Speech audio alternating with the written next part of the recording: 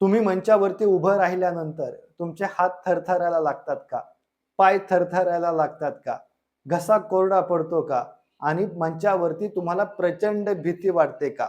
जर तुम्हाला भीती वाटत असेल, तर हा तुमचा कमकुवतपणा नाही. मुळात मंचावरती भीती वाटणं हे नैसर्गिकच आहे आणि हे नैसर्गिक आहे.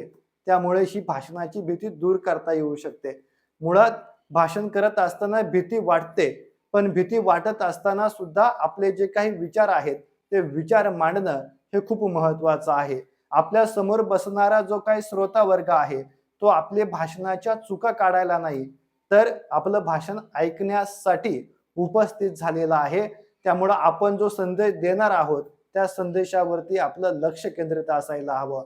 म्हणून जिथं संधी भेटेल, तिथं बोलत राहा. तुमचा मेंदू स्वीकारतो आणि तुम्हाला बोलण्यासाठी एक स्फूर्ती देतो.